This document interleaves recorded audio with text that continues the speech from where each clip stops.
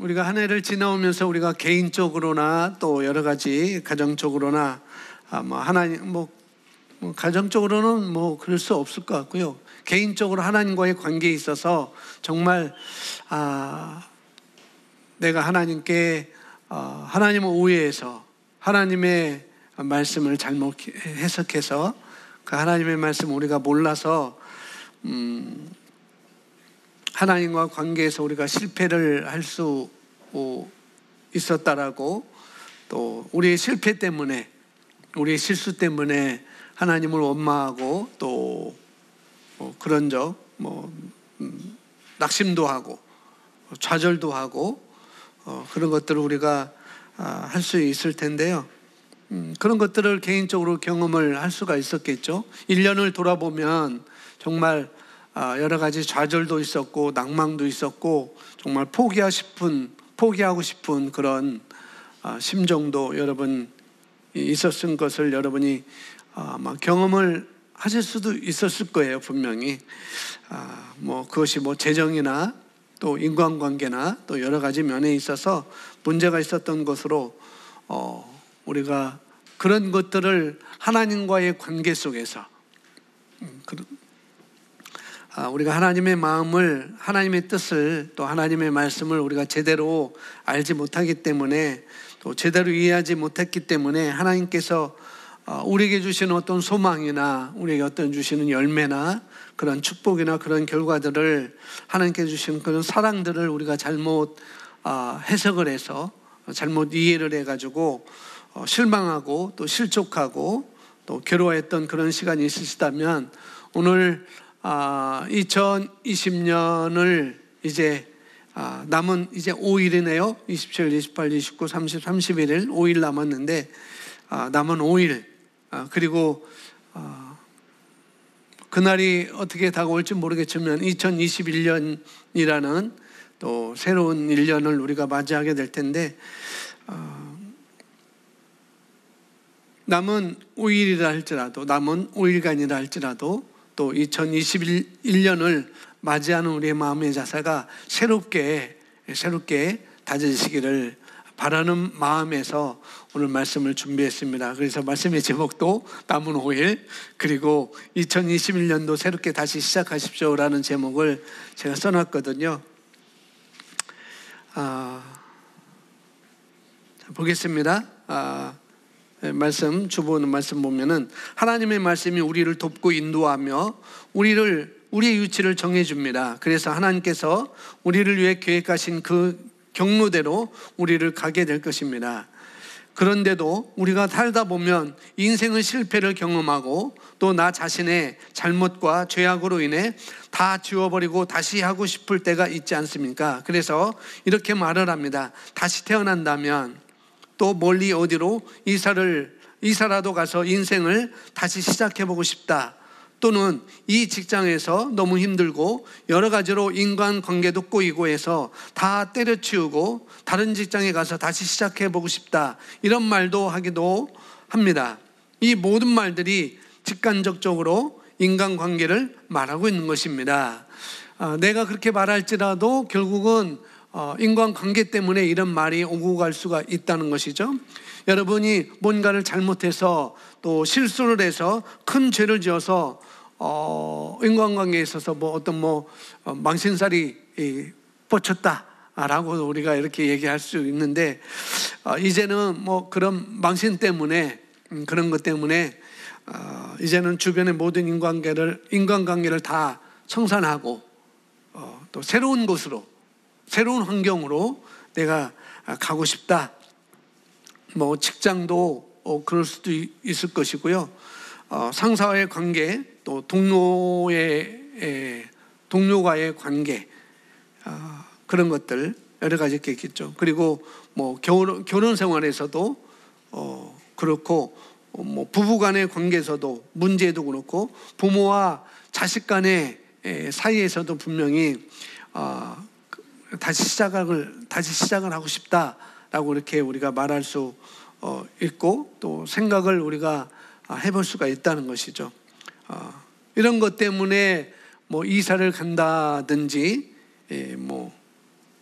이런 것 때문에 직장을 옮기고 새 직장에서 다시 하고 싶다라는 분도 분명히 계셨을 것이고, 또 교회를 옮기려고 생각하신 분들도 분명히 있었을 것이고, 뭐 이혼을 하고 재혼을 해볼까라는 분도 있을 것이고, 뭐 남자친구랑 여자친구랑 헤어져서 다른 남자친구를 여자친구를 만나려고 해봤던 사람들이 있을 것이고,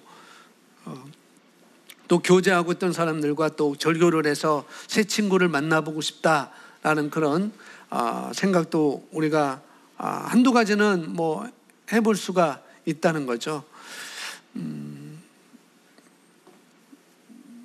그렇다고 해서 어딜 가든지 어디를 가든 그게 변화가 될 거라는 거였죠.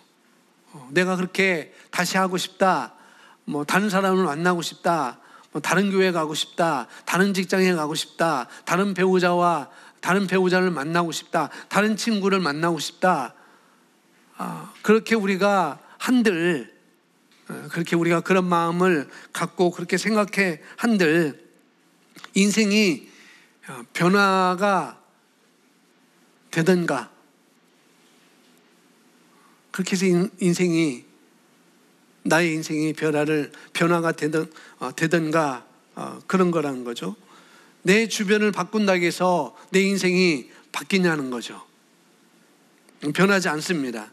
왜냐하면 어딜 가나, 이사를 가나, 새 직장을 가나, 새로운 사람을 만나나, 새 교회를 가든지, 어떤 교회를 가든지, 뭐 이혼하고 새 사람을 만나서 재혼을 해도 그렇고 따라다니는 것이 항상 있습니다.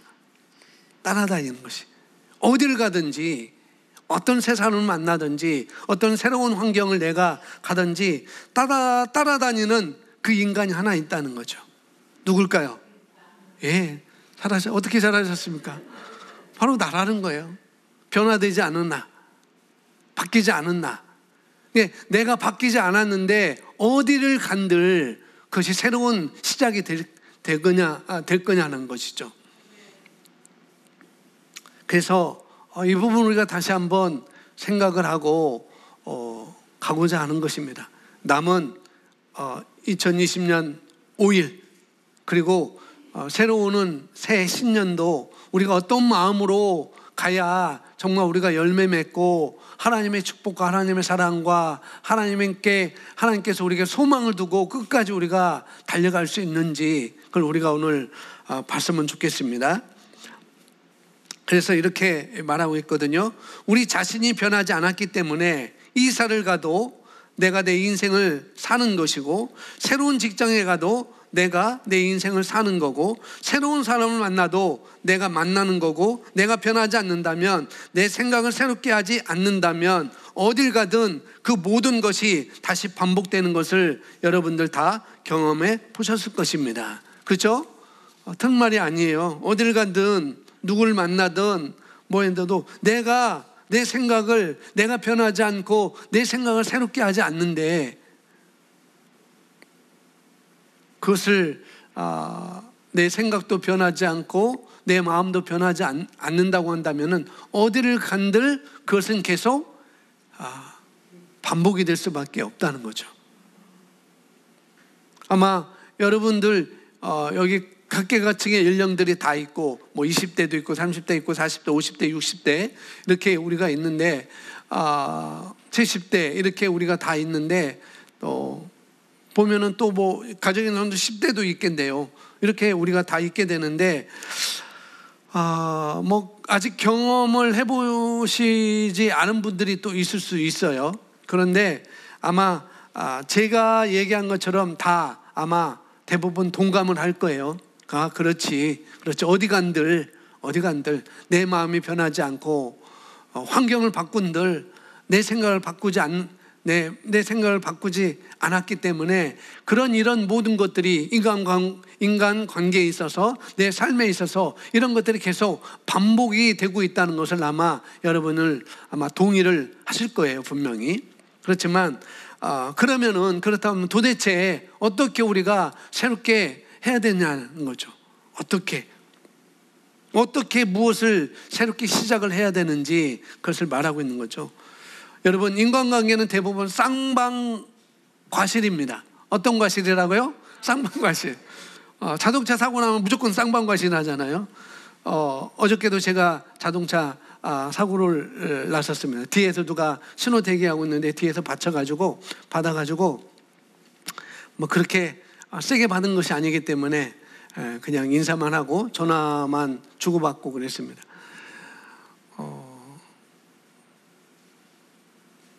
뭐 100% 상대방이 100% 잘못할 수 있고 내가 또 100% 잘못할 수도 있겠죠. 그러나 또 그것만이 아니고 어느 면에서는 쌍방과실이 있다는 거죠. 쌍방과실. 내가 10% 잘못했고 상대방이 90% 잘못을 할 수도 있고, 내가 60%를 잘못하고 상대방이 40%를 잘못을 할 수가 있겠죠. 그런데 그런 면을 보면 대부분 쌍방과실이라는 거죠. 또 그렇지도 않을 수도 있습니다. 나는 100% 잘못이었고 상대방이 100% 잘못이 있을 수도 있고. 며칠 전에 제가 교통사고 일어난 그런 경우죠. 저는 아무런 신호를 잘 지키고 있었어요. 빨간 신호, 사람들이 지나가고 횡단보도 지나가고 있기 때문에 저는 있는데 누가 와서 살짝 쿵 박았어요. 그러니까 뭐 범퍼만 조금 흐해졌지, 그 사람 차가 워낙 더러워가지고 그 사람 더러운 차 그것이 제 범퍼에 이렇게 묻었지, 손으로 닦으니까 또 깨끗해지더라고요. 뭐 제가 그래서 뭐 예전 1년 전처럼 그 강력하게 받친 것도 아니고 제가 뭐 충격이 있었던 것도 아니고, 그래서 인사를 하고 이렇게 뭐 나중에 혹시 모르니까 전화번호 주세요 라고 저도 전화번호 주고 그렇게 헤어졌습니다만, 성경에 보면은 또 그런 경우가 있어요. 우리가 잘 알듯이 사도 바울이 세계 전도 여행을, 유럽 전도 여행을 다닐 때 바나바라는 동역자가 있었습니다. 그런데 이들은 아무런 잘못이 없었어요. 사도 바울도 잘못이 없었고 바나바도 잘못이 없었습니다. 그런데 하나님께서 서로 갈 길을 이렇게 나눈 것을 우리가 사도행전에서 볼 수 있거든요. 그런 것은 만에 하나입니다. 만번에 하나 있을 법한 일이라는 거죠. 그것을 성경에서 사울과 바나바의 사역을 통해서 그것을 보여주고 있거든요. 만약에 상대방이 100% 잘못했다고 해도 내가 용서해 줄 테니까, 제가 교통사고 난 것처럼 분명히 그 사람이 100% 잘못했어요. 근데 저는 아이고 하고서 나 병원 가야 되냐라고 할 수 있겠지만은 용서를 해준 것이죠. 비단 그것뿐만 아니라 우리가 인간관계에 있어서도 상대방의 100% 과실했을 때 내가 용서해 줄 수도 있고 상대방이 나를 용서를 해줄 수가 있는 것이죠. 그래서 이제 다시 시작해보자. 서로 이런 과실이 있으니까 다시 생각해보자, 다시 시작해보자라고 할지라도 상대방이 100% 잘못했는데 나는 용서를 하고 다시 시작합시다 라고 얘기할지라도 상대방이 나는 그럴 수 없어요 라고 하면은 그럴 수 없는 거예요. 그건 회복될 수 없는 거죠. 새롭게 할 수가 없는 것입니다. 상대방이 나와 새로운 관계를 시작하고 싶지 않을 수도 있다는 거예요. 어디를 가든지. 상대방이 100% 잘못했을 가능성은 굉장히 희박하지만 그래도 상대방이 원치 않을 수도 있다는 것이죠. 잘 들어보세요. 이게 무슨 뜻이냐면은, 인간관계라고 하는 것은 뭐냐면은 내가 완벽한 경우라 할지라도, 여러분이 완벽한 경우라 할지라도 상대방이 어떤 선택에 따라서 그 인간관계가 좌지우지 될 수가 있다는 거예요.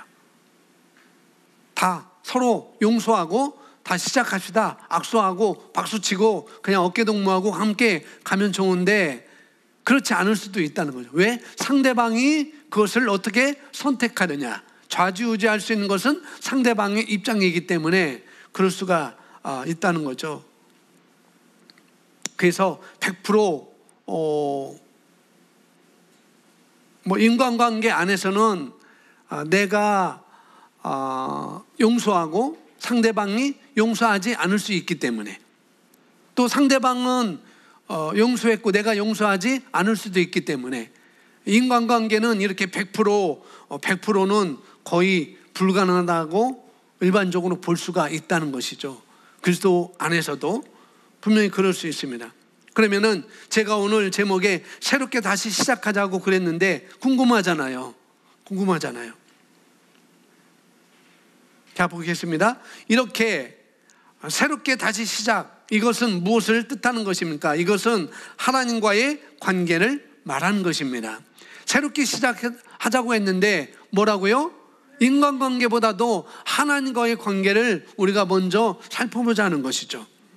제가 앞서 말한 것이 있죠. 이사를 가고 싶다, 나라를 바꾸고 싶다, 내 모든 환경을 바꾸고 싶다, 그런 거나 직장을 바꾸고 싶다, 교회를 바꾸고 싶다, 배우자를 바꾸고 싶다, 이 모든 것이 사실은 우리가 문제라고 이름을 붙여놓은 이런 것들, 내가 그것을 문제로 인식하고 있다는 그 자체가 이미 하나님의 뜻 안에서 들어있지 않다는 거예요. 하나님의 말씀 안에 그것은 들어있지 않다는 것이죠. 그런 의미를 여기서 포함하고 있는 것이죠. 서로 인간관계의 문제라고 생각하지만, 환경의 문제라고 생각하지만, 주변의 문제라고 생각하지만 사실 그것은 하나님과의 관계라는 거예요. 우리가 그렇게 접근하자고 지금 얘기를 하고 있는 것입니다. 이해가 되시죠?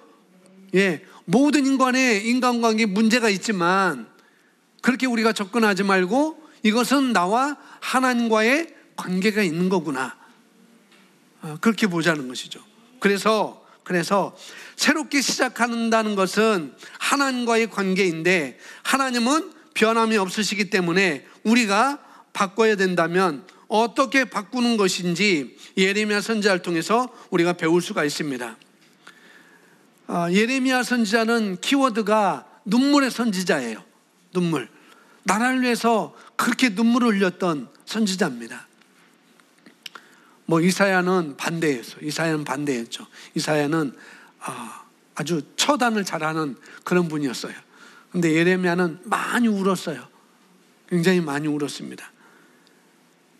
그래서 예레미야가 자신의 나라와 이 예루살렘, 이 이스라엘, 유대, 자신의 나라와 자기 민족을 향해 가졌던 그 마음이 어떤 마음이었는지, 그 나라를 사랑하는 그 나라 백성, 하나님의 백성을 사랑하는 그 마음이 어떤 마음이었는지 우리가 성경에 표현한 것이 바로 예레미야 애가라고, 오늘 본문 말씀이에요. 예레미야 애가의 말씀 보겠습니다. 또 예레미야 선지자는 예루살렘이 과거의 모든 영광과 그 찬란했던 그 시기를 다 잊어버리고 완전히 폐허가 됐을 때 하나님이 어떤 분이신지 그것을 깨달으면서 예레미야가 애통한 마음을 소망으로 바꾸게 됩니다.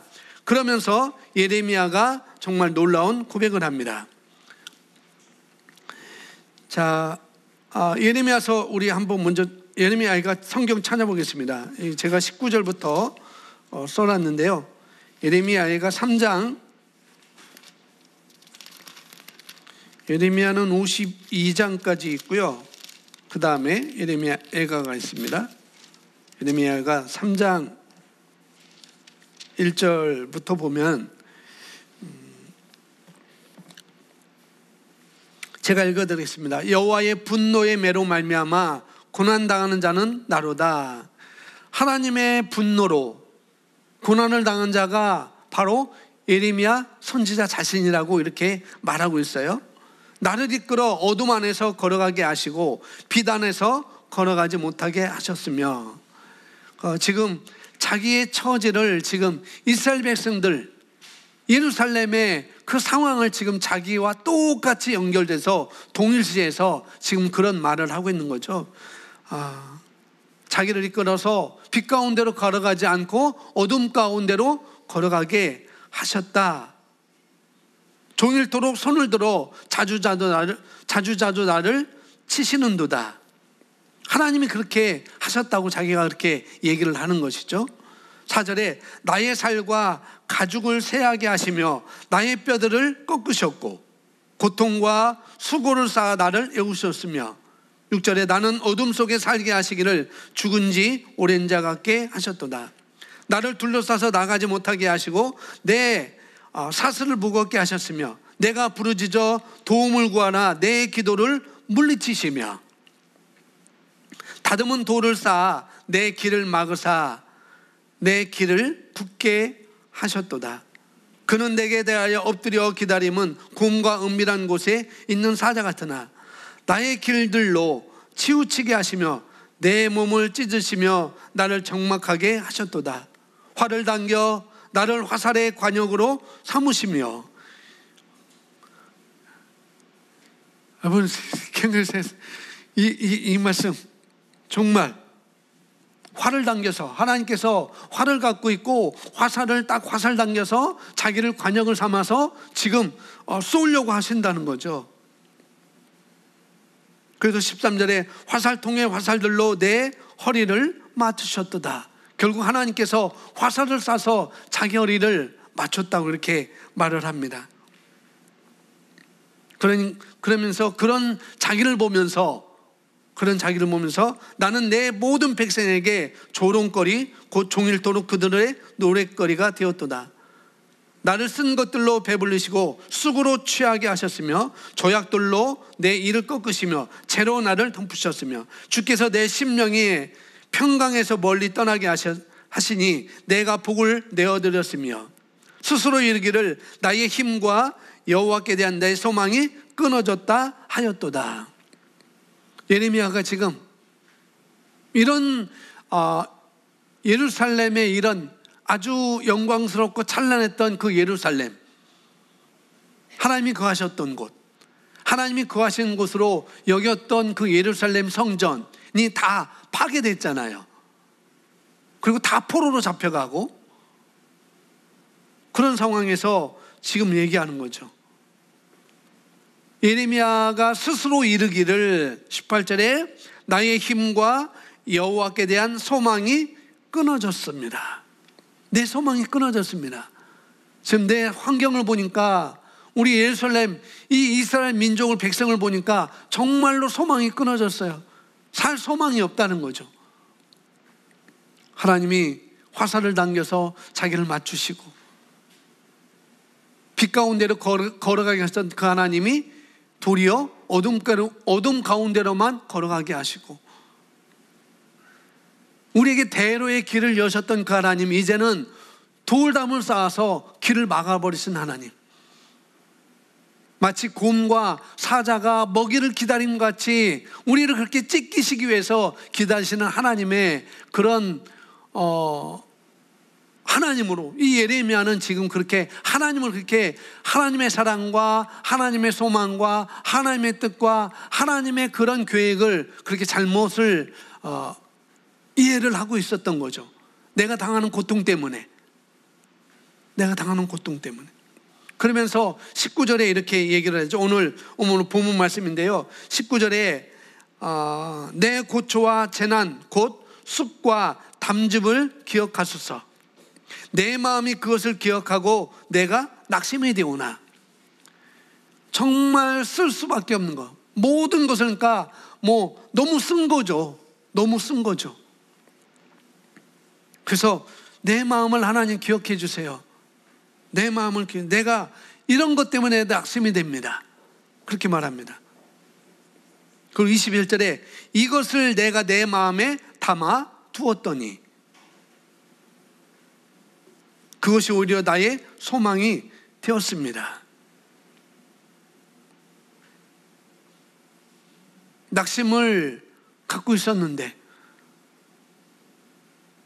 그것이 소망이 되었는데, 근데 그랬는데 오히려 그런 낙심을 내가 내 마음속에 가득 품고 있었는데, 정말 2020년도 너무나 힘든 한 해였고 도대체 우리가 어떻게 가야 될지. 어저께 사모님하고 하은이가 중앙대학교 갔는데 그런 얘기를 하더라고요.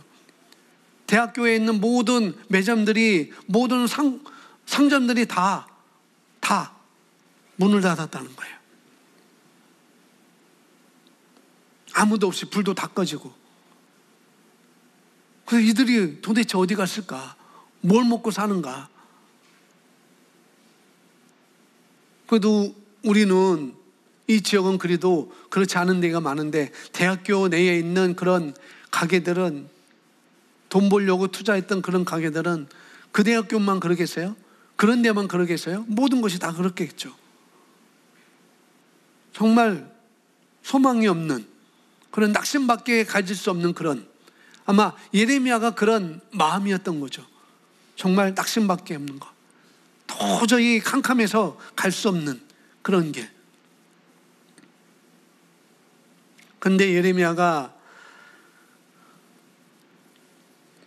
그럼에도 불구하고 오히려 소망이 생겼다는 거예요.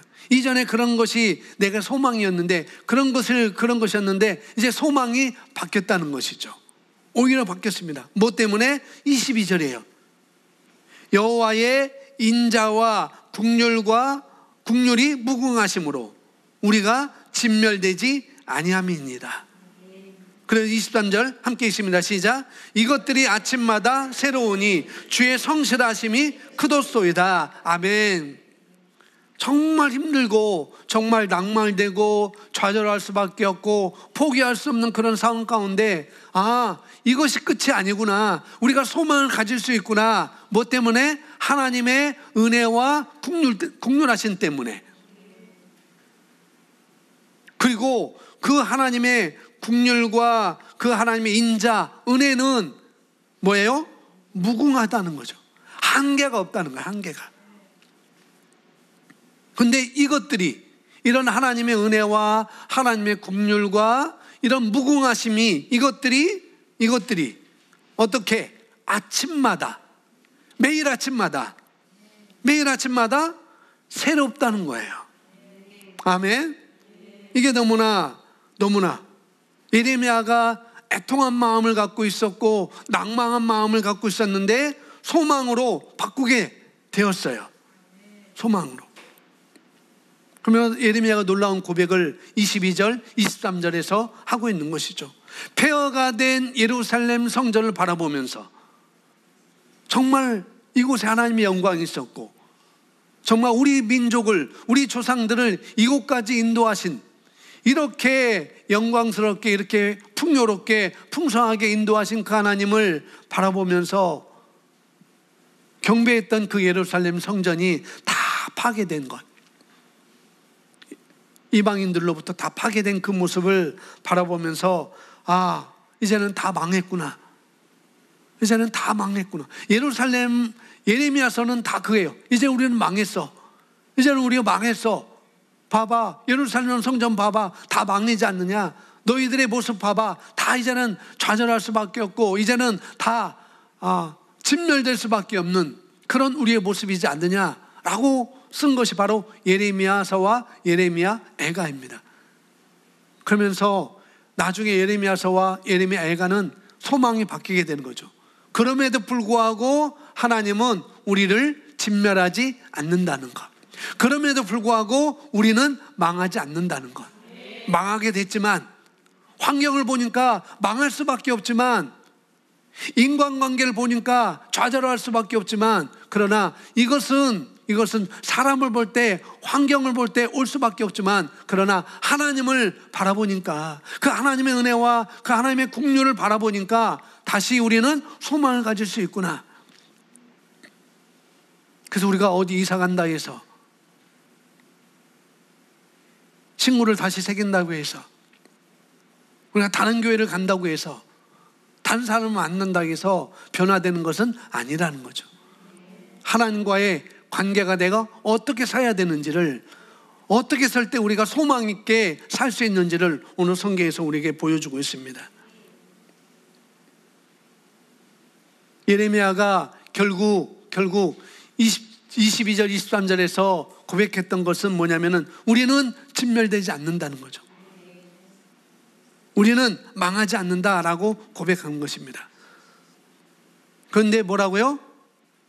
우리나라는 망하지 않는다는 거예요. 그런 상황을 보고 그런 사람들의 모습을 볼 때는 망할 것 같이 보이지만은, 그러나 내가 하나님을 바라볼 때, 하나님께서 이 땅을, 이 나라를 바라보는 그 관점으로 우리가 바라볼 때 우리나라 대한민국은 망하지 않는다는 거예요. 그런 관점 우리가 나가야 되는 것이고, 그런 소망을 갖고 우리가 나가야 되는 것입니다. 아멘. 그 근거가 바로 어디 있냐면 22절, 여호와 하나님의 그 인자와 긍휼. 인자는 바로 은혜를 말하고 있습니다. 신약에서 은혜를 말하고 있는데, 인자는 은혜와 사랑입니다. 우리 하나님의 은혜와 사랑, 그리고 긍휼이 무궁, 뭐예요? 무한하시기 때문에, 다른 말로 끝이 없기 때문에, 한계가 없으시기 때문에 우리는 진멸되지 않는다는 것이죠. 자, 그러면서 그가 이 무궁하다는 여호와의 인자와 긍휼이 무궁하다는 뜻이 어떤 것인지 얘기를 하는데요, 여호와의 인자와 긍휼이 여호와의 사랑과 은혜 그리고 긍휼이 아침마다 새로운데, 그 이유는 주님의 그 성실하심, 다른 말로 하나님의 그 신실하심, 저와 여러분을 향한, 이 대한민국을 향한 그분의 마음의 신실하심이 너무나 크기 때문에, 영어로는 great입니다. 너무나 크기 때문에 주님이 그 어떠하신, 그 하나님이 그 어떠하심, 주님의 그 성품 때문에 우리가 진멸되지 않는다라는 것을 깨닫고, 그것이 나의 소망이 되었어라고 예레미야는 지금 고백을 하고 있는 것이죠.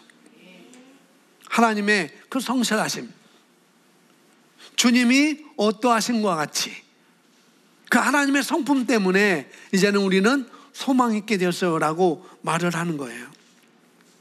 이 예레미야가 자신의 나라에 너무나 비통하고 너무나 애통하는 그런 상황을 바라보면서 그가 너무나 슬퍼서 지은 노래가 예레미야 애가인데, 애가라고 해서 사랑의 자가 아니에요. 사랑의 노래가 아니에요. 슬픔의 노래입니다. 슬픔의 노래. 그런데 이것은 슬픔으로 끝나는 것이 아니라 비통과 한탄의 뜻이 있습니다. 그래서 우리가 읽었던 3장 1절부터 18절까지 예레미야의 그 비통함과 한탄을 지금 얘기를 하고 있잖아요.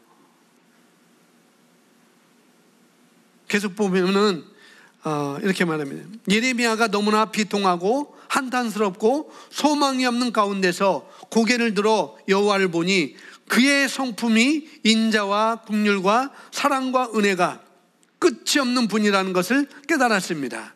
하나님께서는 우리의 죄를 기억하지 않으십니다. 여기 끝이 없다라는 뜻은 뭐냐면은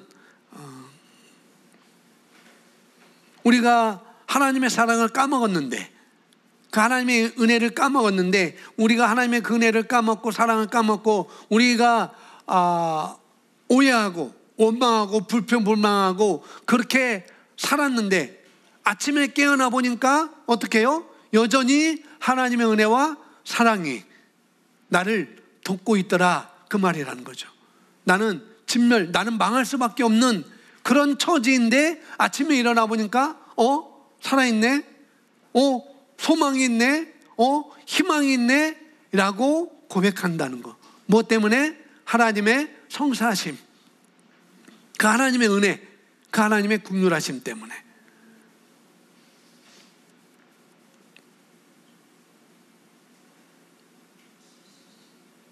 어제 까먹었는데 오늘 아침에 일어나니까 여전히 똑같이 채워져 있는 것.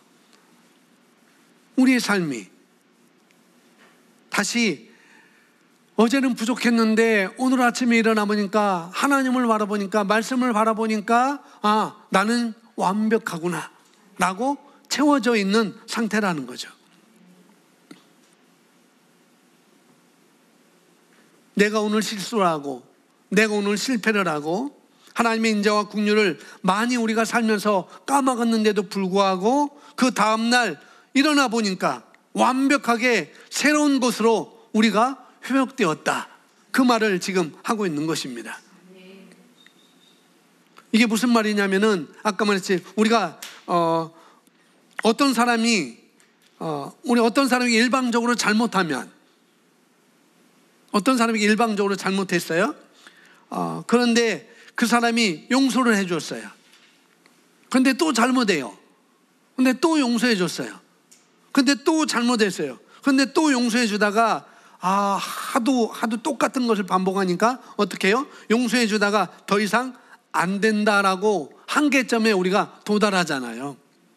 그래서 엄마들은 어떻게 해요? 이놈의 자식 하고 탁 엉덩이 때리잖아요. 한계점 때문에. 용서해 줬는데, 그러지 말라고 했는데 또 하고 반복하니까 한계점이 일어나서 이제는 이놈의 자식아 하고서나 한데 사랑을 표현하잖아요. 우리가 용서를 해주는 그런 입장에서도 우리가 그렇다는 거죠. 한계가 있다는 거예요. 용서를 해주는데 좀 한두 번이지 어떻게 그렇게 매번 그럴 수 있느냐. 안 되겠다 하면서 한계점에 도달할 때가 우리에게는 있는 것을 바라볼 수가 있습니다. 그런데 예레미야가 봤던 그 하나님, 우리의 아버지 하나님께서는 그 한계점이 있으시다 없으시다? 없다는 거예요. 무궁하도다라고 말한 것은 바로 그런 한계점이 없다는 거예요. 잘못했는데도 불구하고 이제는 안 돼. 내가 지쳤어. 이제는 내 계속 그러기 때문에 너는 이제 진멸할 거야. 너는 망하게 할 거야. 내가 너를 돌보지 않을 거야 라고 그렇게 말씀하시는 하나님이 아니라는 거예요. 우리 하나님은. 그러니까 예레미야가 깨닫던 것은 바로 그거였습니다. 정말 이스라엘 백성들이 그렇게 잘못했음에도 불구하고 나는 그것 때문에 이스라엘 백성들 너희 때문에 결국 이렇게 됐지 않느냐. 너희들이 벌을 받는 건 마땅하다. 너희들이 이렇게 당하는 건, 너희가 수모를 당하고 수치를 당하는 것은 마땅하다라고 이렇게 말했지만은 하나님은 그걸 그렇게 여기지 아니하시고 다시 소망을 품게 하시고 그 은혜와 사랑을 무궁하도록 한계가 없이 베풀어 주신 그 하나님을 예레미야가 발견했던 것이죠. 하나님께서는 완벽하게 저와 여러분의 모든 죄와 부족함을 다 깨끗이 씻어버리시고 기억지 않으신다는 거예요. 그래서 완전한 새로운 상황이 된다라고 우리가 믿고 우리가 그렇게 살아야 되겠습니다. 내가 하나님 앞에, 저와 여러분이 하나님 앞에 부족하고 하나님께 실망시켜드리고 또 여러 가지 나의 부족한 모습이 있을 거 아니겠어요? 그런 것이 있을 텐데, 그리고 우리는 하나님을 오해해가지고 잘못 알아가지고 그 하나님의 성품을 잘못 알아서 하나님을 비방하고 하나님을 원망하고 불평불만하고 했던 그런 모습이 있는데, 그런 것들 우리가 기억을 하고 있는데 그럴 때 내가 하나님 앞에 나가서 내가 이렇게 잘못했습니다라고 내가 고백할 때 하나님은 그걸 보면서 나는 너의 그것을 기억하지 않아. 어떻게 너 그런 거 있었어? 너 그런 거 있었니? 라고 하나님은 말씀하신다는 거예요. 우리의 모든 것을 기억지 아니하시는 하나님. 그래서 계속 보시면 오늘 우리를 향한 오늘 우리를 향한 나의 인자와 긍휼은, 하나님의 인자와 긍휼은 120%가 있다면 120%로 완벽하게 회복되어서 거기서 새롭게 다시 시작한다라고 이 예레미야 애가를 통해서 하나님은 구약부터 우리에게 이렇게 선포를 하고 계십니다. 그렇기 때문에 예레미야 선지자는 하나님의 선택받은 백성인 이스라엘 백성이 완벽하게 무너지고, 지금 다 무너졌거든요. 그렇게 완벽하게 무너지고 하나님을 배반한 그런 상황 속에서도 자신들이 그 어떠함이 아니라, 이스라엘 백성들이 어떠함이 아니라, 오늘 살아가는 우리의 어떠함이 아니라, 내가 어떠함도 상관없이 하나님의 그 어떠하심, 그 은혜와 그 사랑과 긍휼이 한계가 없으신 그 하나님, 그리고 그 주님의 성실하심, 그 신실하심이 날마다 새롭다는 것, 그것을 발견했기 때문에 예레미야는 나에게 소망이 있어요, 우리나라에게는 소망이 있어요 라고 그렇게 고백한 것이죠. 여러분, 2020년도 나의 어떠함에 관계없이 하나님 은혜는 남은 5일도 여전히 베푸실 것이고 그 사랑을 놓지 않으실 거예요. 그리고 2021년도도 그 은혜는 계속 우리에게 베풀어질 것이고 그 사랑도, 그 긍휼하심도 계속 우리와 함께 하실 것입니다. 그런 고백 가운데 우리가 살아가는 것이죠. 따라합니다. 나의 어떠함이 아니라 그분의 어떠함으로, 하나님의 어떠함으로 우리는 살아갈 수가 있는 거예요. 자, 또 보시면 예레미야조차도 자신들의 모습을 볼 때는 완전히 절망적이지만 그가 눈을 들어 여호와의 어떠하심을 보았을 때 우리가 여호와의 저 무궁하신 인자와 긍휼 때문에, 그 인자와 긍휼이 끝이 없기 때문에 내일 아침이 되면 내가 그 전날까지 했던 그 모든 실패와 실수를 완전히 다 주님의 보혈로 덮어주시는 그 여호와 하나님의 성실하심이, 우리를 향한 그 신실하심 때문에 우리를 향한 그분의 헌신이었습니다. 아멘. 나의 헌신이 아니라, 여러분의 헌신이 아니라 누구의 헌신이라고요? 하나님의 헌신 때문에.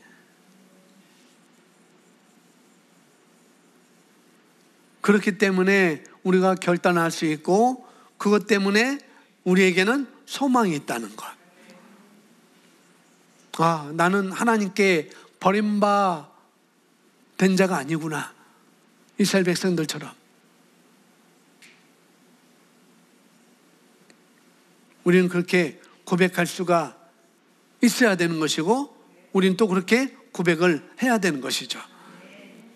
하나님께 불평불만했던 그 모든 것들을 오늘 이 아침에는 하나님은 다 잊으시고, 안 잊었으면은 오늘 우리가 여기에 어떻게 담대하게 있을 수 있겠어요?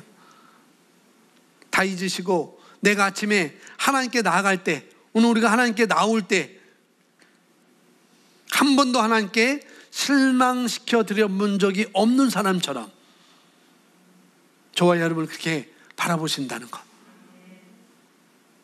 너 한 번도 나에게 그렇게 실망시킨 적 없어. 하나님이 그런 하나님이고 우리를 바라볼 때 그렇게 너무나 감사하잖아요. 너무나 기쁘잖아요.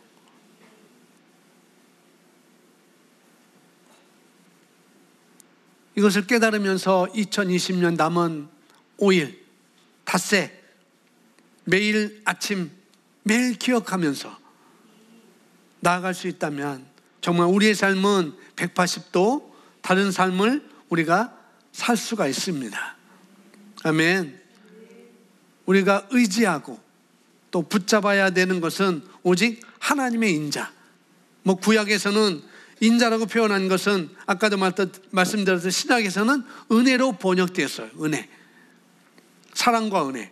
그리고 그분의 긍휼은 뭐냐면은, 은혜는 뭐냐면 내가 받을 수 없는 것을 받은 거예요. 은혜라는 것은. 긍휼은 내가 받아야 될 벌을 누가요? 받지 않은 것입니다. 그게 긍휼이에요. 내가 받아야 되는 벌이 있는데 내가 그 벌을 받지 않았어요. 그게 긍휼이라는 거죠. 우리를 향하신 그 하나님의 은혜와 긍휼, 그것이 끝이 있다 없다? 없다. 할렐루야. 한계가 없습니다. 아멘.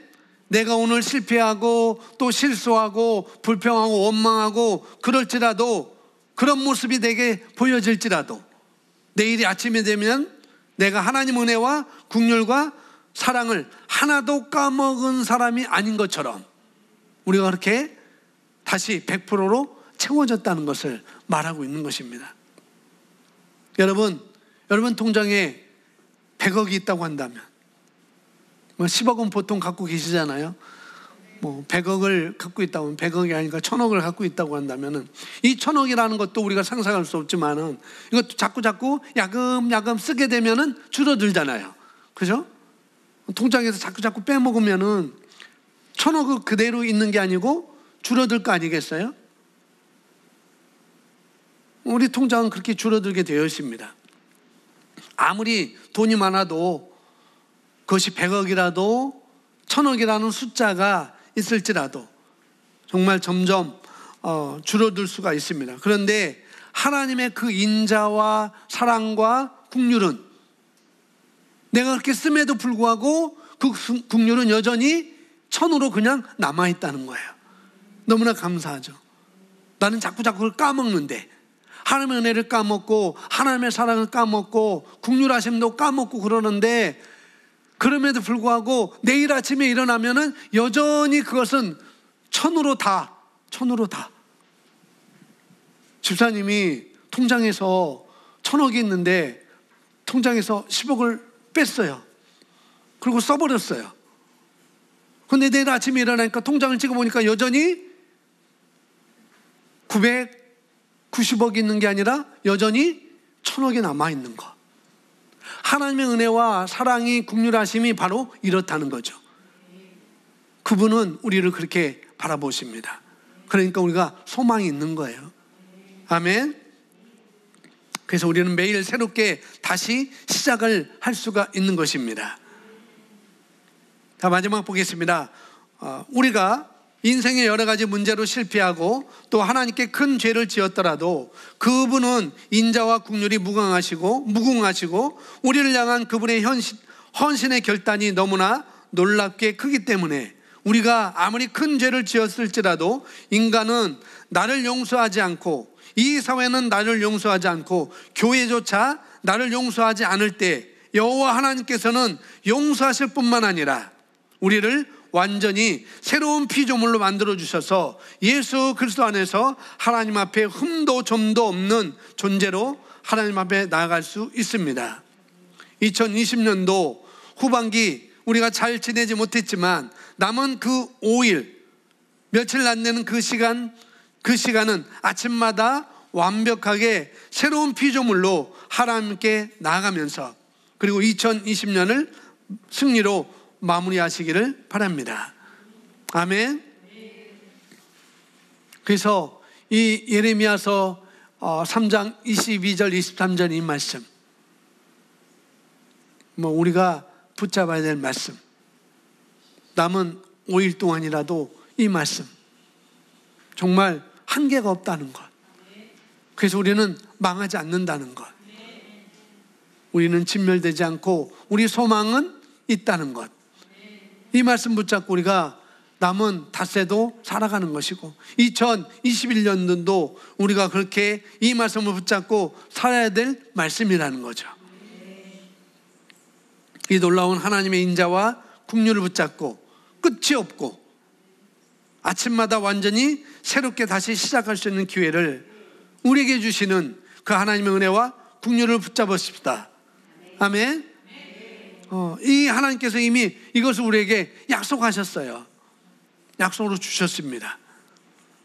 나의 인자와 긍휼은 끝이 없고 무궁하다. 그래서 너는 망하지 않는다. 내가 아무리 네 앞에서 실수하고 실패하고 열매를 거두지 못했다 할지라도 내일 아침에는 한 번도 그런 적이 없는 것처럼 흠도 점도 어떻게 해요? 없는 새로운 핀조물로 우리가 하나님 앞에 나아갈 수 있도록 그렇게 약속을 하셨습니다. 그렇게 아들을 우리를 위해서 내어주셨어요. 아멘. 자, 마지막 보겠습니다. 성경은 12년간 혈류병으로 고통받아온 한 여인에 대해서 말씀합니다. 이 여인은 자기를 도와줄 사람이 아무도 없습니다. 치료받는데 모든 돈을 지불하느라 파산했습니다. 결국 그 여인은 이렇게 끔찍한 상황에 처하게 됐습니다. 그런데 성경은 말하기를 그 여인이 예수의 소문을 들었다고 말씀합니다. 우리가 잘 알고 있잖아요. 예수의 소문을 들었어요. 그러니까 예레미야로 말하면은 하나님이 어떠하심을 알았다는 거죠. 신약으로는 예수의 이 12년 동안 혈류병 앓는 이 여인은 예수님의 소문을 듣고, 그 여인은 혼잣말로 말하죠. 28절에 나와 있습니다. 써놓지 않았지만은 내가 그분의 옷깃에만 손을 대어도 어떻게 해요? 나는 온전해질 거야. 난 나을 거야. 그렇게 말하죠. 이 여인이 예수님의 소문을 들었을 때, 쉽게 말하면 우리가 하나님의 말씀을 들었을 때, 하나님의 말씀이 나에게 레마로 들려졌을 때, 로고스 있는 말씀이 레마로 내게 들려졌을 때, 이 여인에게 예수의 소문을 들었을 땐 이미 아무런 희망이 없는 상태에 있었어요. 정말로 희망이 없었습니다. 있는 것도 다 합의했다고 그랬으니까. 그러나 예수님이 오셨다는 소식을 듣자, 예수님에 대한 소문을 듣자, 이 여인에게는 소망이 생겼습니다. 오늘 예배에 참석하신 여러분도 마찬가지예요. 2020년 한 해, 그리고 오늘 여러분이 어떤 문제로 오셨던지 상관없습니다. 그것은 중요하지 않습니다. 지나간 것은 중요하지 않아요. 여러분이 그분을 신뢰할 수 있다면, 이 여인처럼 예수님을 신뢰할 수 있다면, 예레미야처럼 하나님의 그 은혜와 사랑을 내가 신뢰할 수 있다면, 다른 것은 문제가 되지 않는다는 거죠. 여호와의 인자와 긍휼이 무궁하심으로 우리가 진멸되지 아니함이니이다. 이것들이 날마다 아침마다 새로우니 주의 성실하심이 크도소이다. 이 여인은 예수님에 대한 소문을 듣자 소망이 생겼습니다. 이 혈류병 앓는 여인을 생각해 보세요. 상상해 보세요. 그 말씀으로 여러분이 돌아가 보세요. 그녀에게 소망이 생겼습니다. 이 혈류병 앓는 12년 동안 앓았던 이 여인이 예수님의 소문을 들었을 때 어떻게 해요? 난 아직 끝나지 않았어. 12년 동안 많은 의사에게 보여서 소망이 없었지만, 나는 이제 인생이 끝난 걸로 여겼지만은 예수님의 소문을 내가 듣으니까 이제는 나는 끝난 것이 아니구나, 나는 다시 일어날 수 있구나 라는 그런 소망을 갖게 된 것이죠.